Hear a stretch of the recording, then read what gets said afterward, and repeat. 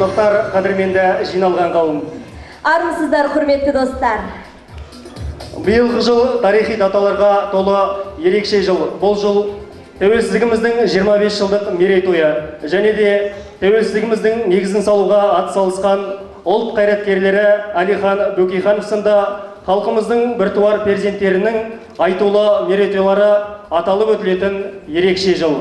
Осындай айтулы даталарға орай қазақ халқының мұрасы мәңгілік ел кітаптар сериясы. Сонымен қатар Нұр Отан партиясының Қарағанды облысы бойынша Жас Отан жастар қанатының ұйымдастыруымен өткелі отырған қазақ халық күйлерінің фестиваліне қош келдіңіздер. Қадірменді жиналған қауым, аталған фестивальдің мақсаты қазақтың күй мұрасын жастарға кеңінен насихаттау, осы арқылы жастарға патриоттық тәрбие беру. Бүгінгі фестивальде сіздер қазақ күй өнерінің тарихын білумен қатар, қазақтың ең бір тартымды да асқақ күйлерін тыңдауға мүмкіндік аласыздар. Олай болса, сахна төріне қазақ халқының мұрасы мәңгілік ел кітаптар сериясының авторы Нұржан Сұршалын және қазақтың сары тентегі ақын Қуаныш Мақсұтовты ортаға шақыруға рұқсат етіңіздер.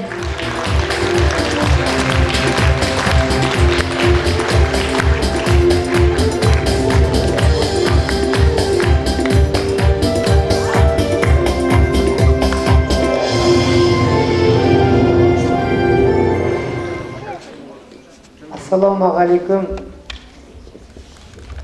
бауырларым, көрермендер, ханымдар мен мырзалар, отандастарым.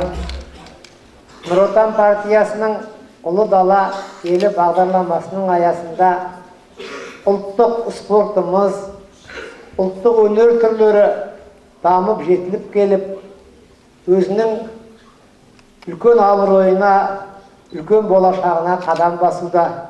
Соның бір белгісі бүгін Нұр Отан партиясының Қарағанды облыстық филиалының жанындағы Жас Отан жастар қанатының қазақ күйінің фестивалін өткізуі, сонымен бірге Ұлы Дала елінің қасиетті тарихи мұраларына ие болып жүрген Нұржан сияқты бауырларымыздың бастамасын қолдап, осы кешке, осы үлкен аталы іске біздердің келулеріміз. Мұхтар Әуезов айтқан, қазақта өзгермей қалған бір нәрсе бар. Ол қазақтың күйі. Ал әлемде қазақты танытатын бір керемет өзгермейтін белгі бар. Ол қазақтың күйі.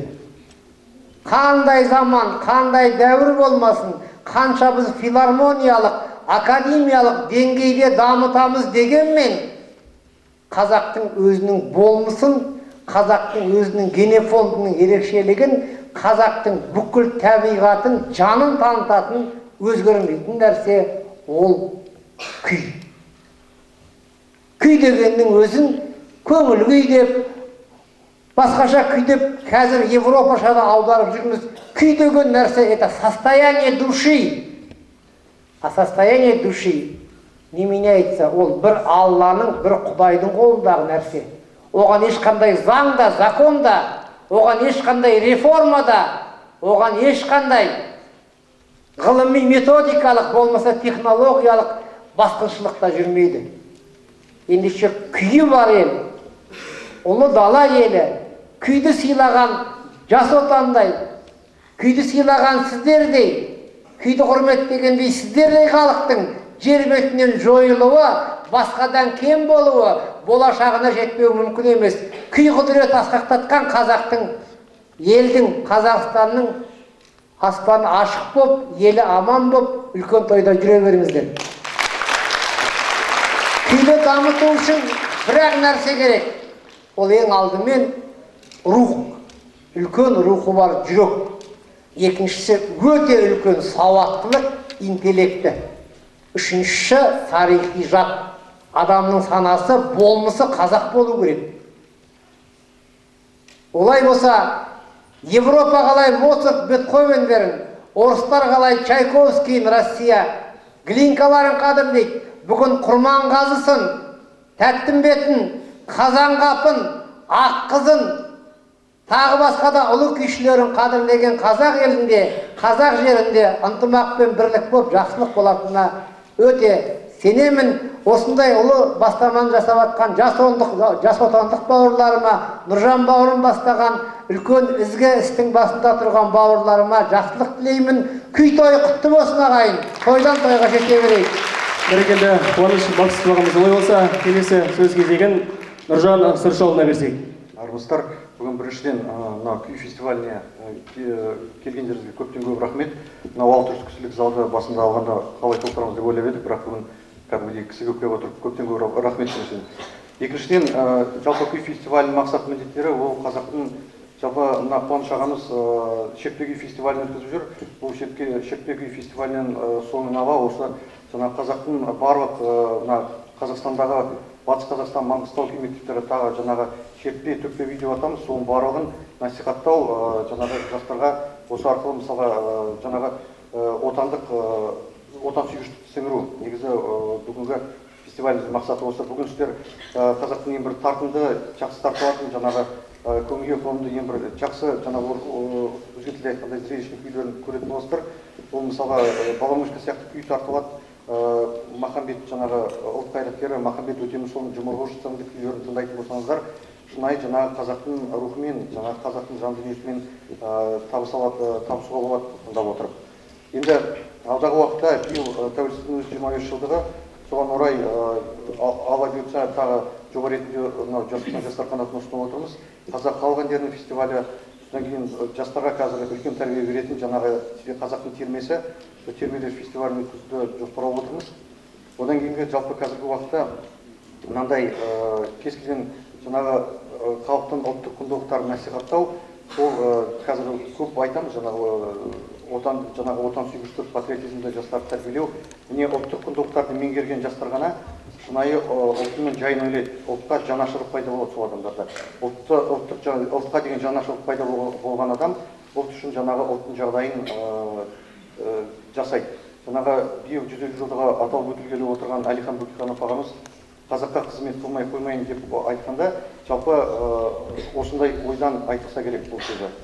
Содан кейін енді алдағы уақытта биыл осы тәуелсіздіктің 25 жылдығы аясында биыл қазақ жолы ар-ождан қағидаттарын жинағын жарық көретін болады. Сонымен қатар мынау қазақ дешті қыпшақ аруы, содан кейін қазақ келін атты жаңағы байқауларды ұйымдастыру көзделіп отыр. Бұның өзі мысал қарап отырсаңыздар, мысалға аталған байқауларға іріктеу кезеңі ол жаңағы қыздарымыз қызға қырық үйден тыю сынды жаңағы қағидаттарды тапсырып барып, негізгі кезеңге жаңағы рұқсат алатын болады өтуге.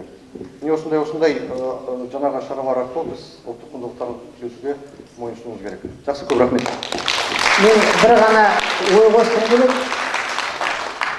Гитлер мемлекеттің басына келгенде ең идеологиялық қаруды былай пайдаланған. Күні-түні Моцарт, Бетховен ұлттық музыканы емес, күні-түні бірнеше жыл бойы марш қоя берген радиодан. Күнде марш тыңдаған адам не істейді? Ол соғысқа дайындалады. Ендеше мен сіздер бүгінгі заманның жұлдыздарымен бірге, бүгінгі дәуірдің қажеттілігімен бірге тыңдауға қажетті музыкалардың ішінде ең алдымен қазақтың күйі, қазақтың ұлттық әні тұратындығына сенемін. Күй күні-түні қастарыңызда болсын. Бәрекелді, көп рахмет. Қошеметтеріңізбен ағаларыңызды құрметті орындарына жайғастырсақ.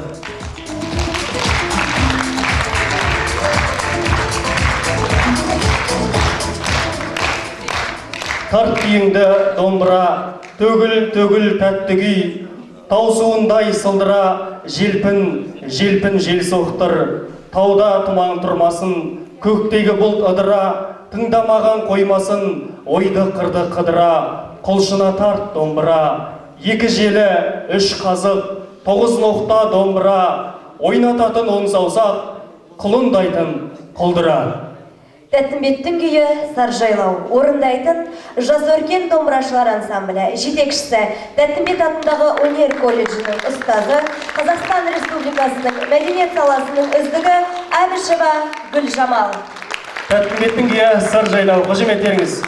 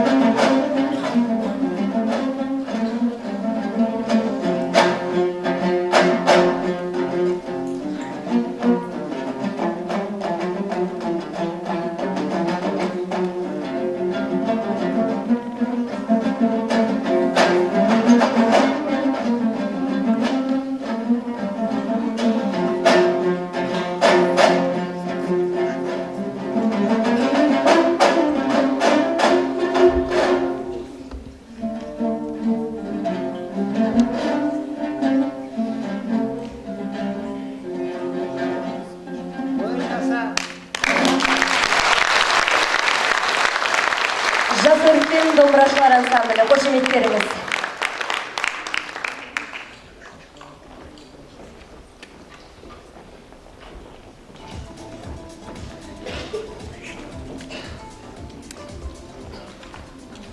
Домбыра қазақ халқының өте ерте және кең тараған нағыз табиғи ұлттық музыкалық аспабы. Көне шумер тілінен аударғанда кішкене садақ деген мағына береді. Алматы облысы Жамбыл ауданы аумағынан шамамен 2,5 ғасыр бұрын табылған таста қашалған суреті мен 16 ғасыр бұрын Мысыр елінде Нахыт қабірінде салынған пішіннен еш өзгермеген. Қос шекті шертіп ойнайтын музыкалық аспап, шекті шертпелі аспаптар тобына жатады. Аспап әртүрлі үлгіде тұтас ағаштан ойылып жасалады. 9, 11, 14, 24 пернесі болады. Күй арнайы құлақтарымен келтіріледі. Домбыра қазақтың жаны деген қанатты сөз бар. Ұлттық тарихымызды білеміз, зерделейміз, десек күй мұрасына назар аударғанымыз абзал. Халық күйі ел айрылған. Орындайтын Аят Бергенов, Бақытжан. Қарсы алыңыздар. Қошеметтеріңіз.